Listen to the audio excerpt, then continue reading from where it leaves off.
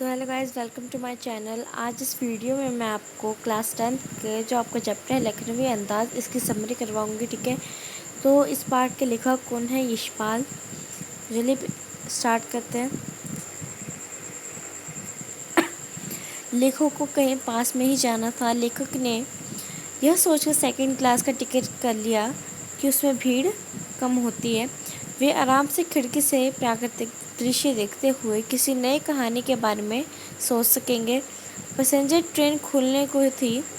लेखक दौड़कर एक डिब्बे में चढ़े, परंतु अनुमान के विपरीत उन्हें डिब्बा खाली मिला।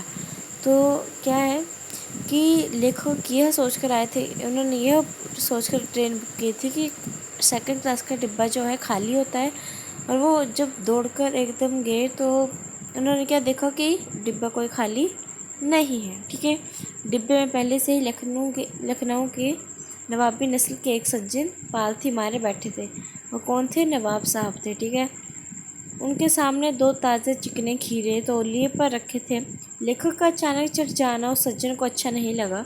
उन्होंने लेखक से मिलने में कोई दिलचस्पी नहीं दिखाई। लेखक को लगा शायद नवाब ने सेकंड क्लास का टिकट इसलिए लिया है ताकि वह अकेले यात्रा कर सके। परंतु अब उन्हें ये बिल्कुल अच्छा नहीं लग रहा था कि कोई सफ़ेद पोश उन्हें मज़े दर्जे में सफ़र करता देखे। परंतु शायद खीरा भी अकेले सफ़र में वक्त काटने के लिए ख़रीदा होगा। परंतु अब किसी सफ़ेद पोश के सामने खीरा कैसे खाए? नवाब साहब खिड़की से बाहर देख रहे थे, परंतु लगातार कनखियों से लेखक की ओर देख रहे थे। तो वो लेखक जो है वो खीरा खाना चाहते थे ना।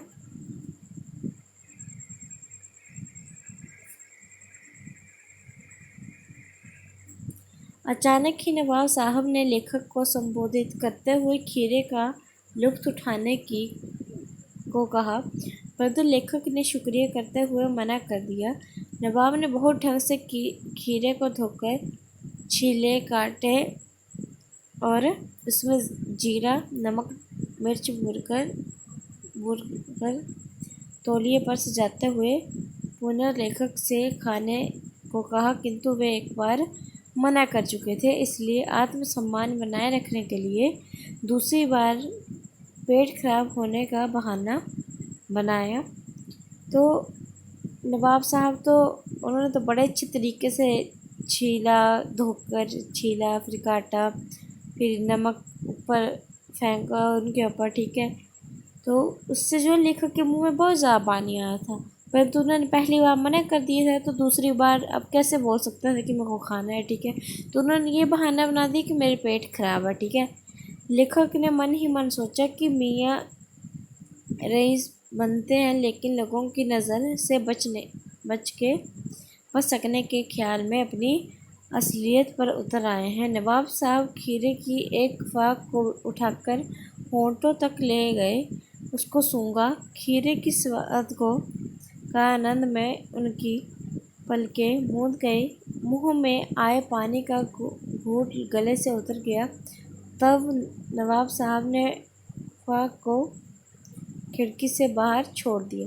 तो क्या करे थे, जो था एक पीस, ठीक है, खीरे का, उसको एक एक करके होंठों से लगा रहे थे, फिर सूंघ रहे थे और फिर ट्रेन के बाहर फेंक दे रहे थे। ठीक है, इसी प्रकार एक एक करके फाक को उठाते, सूंघकर फेंकते गए। सारे फाकों को फेंकने के बाद उन्होंने तौलिए से हाथ और होंठों को पोंछा, फिर गर्व से लेखक की ओर देखा और इस नायब इस्तेमाल से थककर लेट गए। लेखक ने सोचा कि खीरा इस्तेमाल करने से क्या पेट भर सकता है? वो सूंघ रहे थे तो लेखक सोच रहे थे कि क्या ऐसे पेट भर जाता है। ठीक है, नवाब साहब ने डकार ले ली। नवाब साहब ने बाद में और फिर से डकार ले ली। ठीक है, और बोले, खीरा होता है लजीज, पर पेट पर बोझ डाल देता है।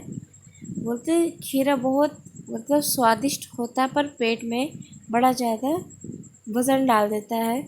यह सुनकर लेखक ने सोचा कि जब खीरे के गंध से पेट भर जाने की डकार आ जाती है, तो बिना विचार घटना और पात्रों के इच्छा मात्र से नई कहानी बन सकती है।